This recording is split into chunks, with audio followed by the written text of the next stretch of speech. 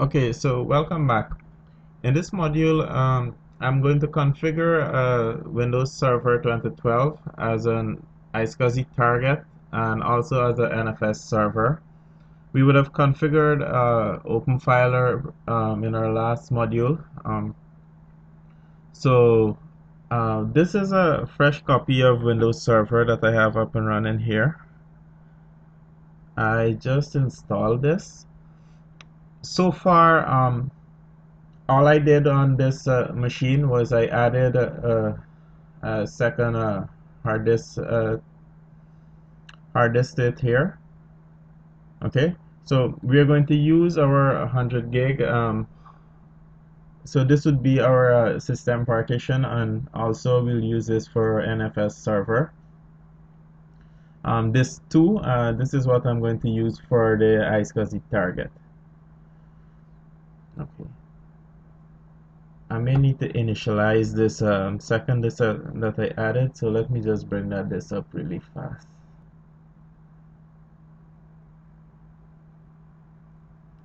Okay, yes, so I have to just initialize this here.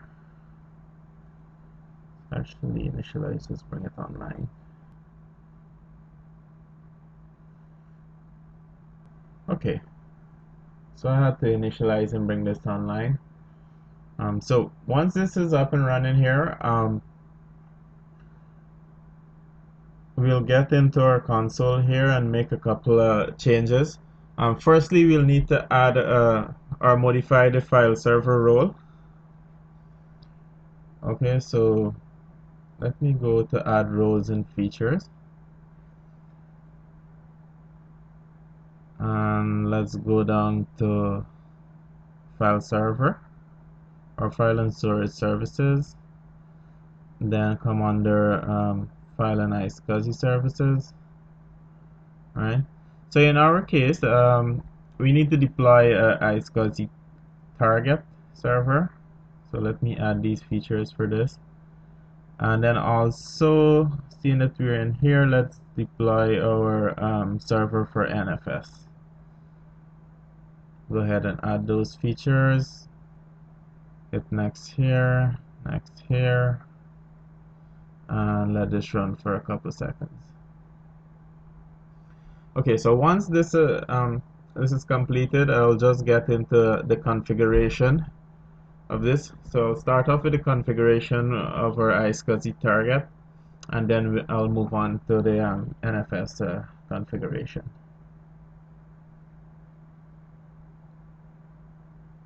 Okay, so let's double check the IP we're using here in the meantime. So we are at the 183 IP. Ideally, you'd want, if you're using this in your testing environment, you'd want to static your IP addresses and set up your DNS for your Windows SAN. Okay, so this is completed. I'll just click close here.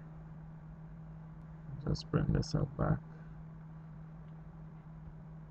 Okay, so if I was to go under file and storage services, then come down to our volumes.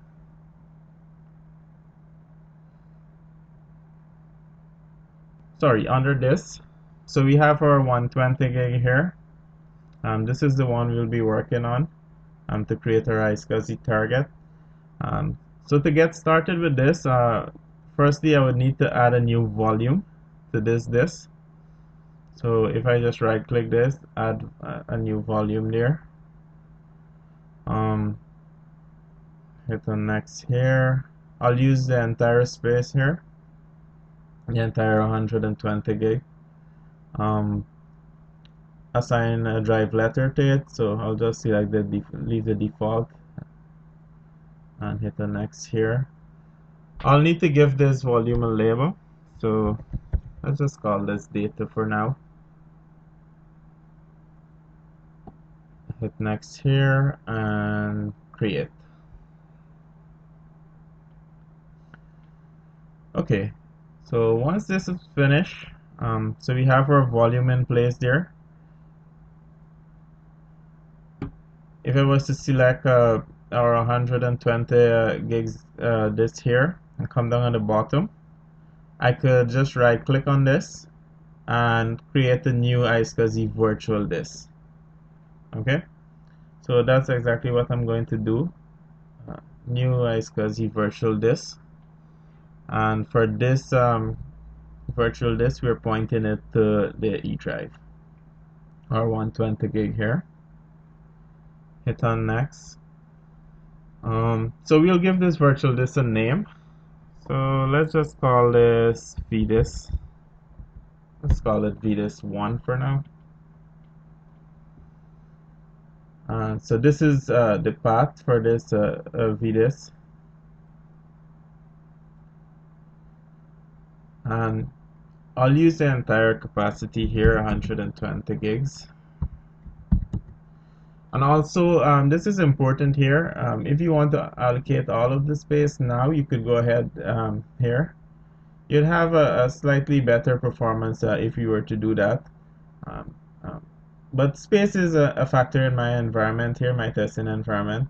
So I'll just go ahead and select dynamically expanded. So this would give us the option of growing our storage as our needs may grow. So I'll just choose that. And I'll go ahead and create a new iSCSI target. Hit the next here. So for target name, let's just call this target 1. So target 1, we could put a description for this target here. If we are running multiple targets on this SAN, you would want to do that. So let's just skip over that and hit next. Okay, so here it is asking specify the iSCSI initiators that will access this iSCSI virtual disk. So let's just recap. Our ESXi host would serve as our iSCSI initiator. So if I hit add here, I would have the option here of specifying the initiator by IQN, DNS name, IP address, or MAC address. So I could just plug in my IP address here of my ESXi host that would be connecting to this. I could put in the IQN here. So actually, let me pull up my vSphere web client, and let's just have the IQN.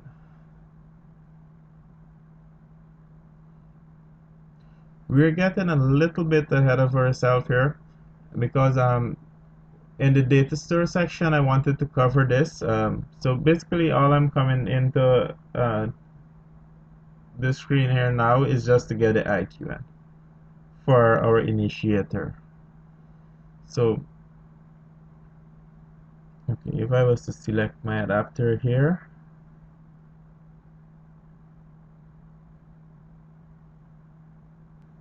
this is my IQN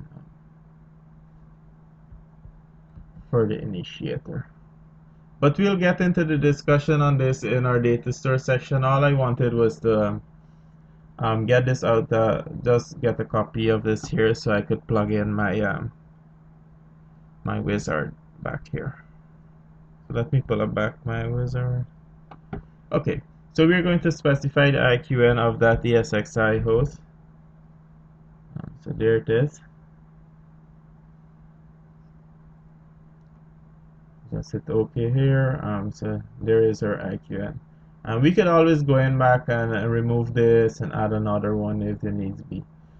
So let's hit next for now. If we need to set up CHAP authentication, we could do that here. We'll just skip over that for now. And we can create. So that's basically it. So here we have our Windows-based iSCSI server.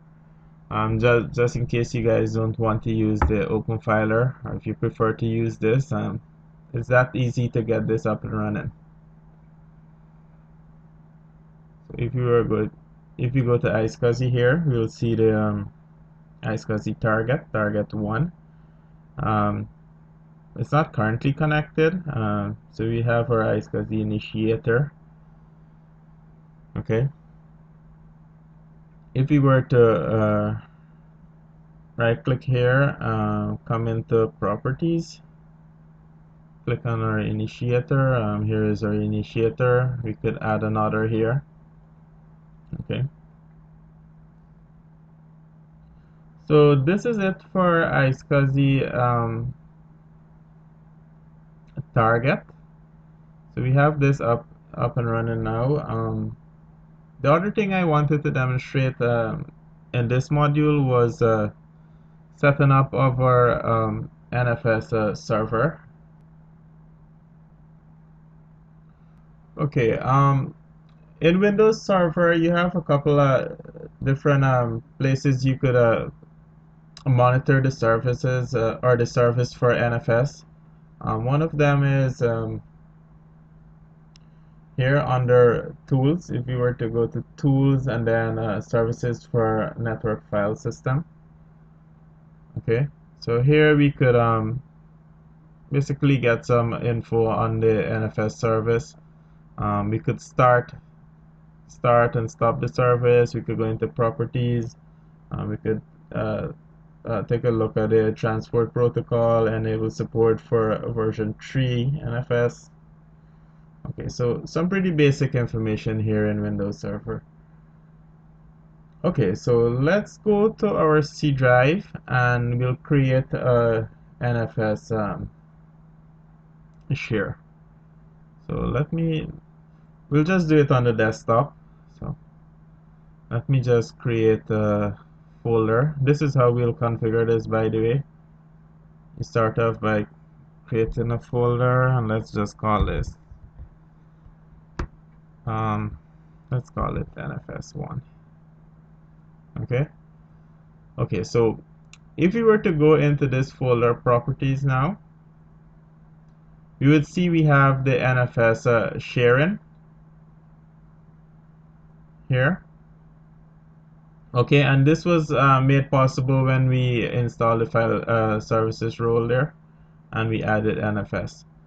Okay, so once we're under NFS sharing here, we'll go ahead and click manage NFS sharing. Okay, and then we'll just share this folder. Okay, we'll leave the default permissions here. Sorry, the default options here, and then get into permissions. Okay, so permissions, we have a little pop-up box here. So if you wanted to store a virtual machine, we'd want to enable root access to this. Sometimes you may just need this to store some ISO images. That's when you would leave this to read only too. So I need to enable root access, or sometimes this is called a no root squash. So, and I need to do read write access here. Okay, so all I did was I allow root access, and I change the type of access to read write, and that should be it. So there we have it, our NFS share. This should be it for this module. In the following module, I'll get into the demonstration of using our vSphere web client to set up this a little bit more, and then carving out our data store from the storage that we would have configured here.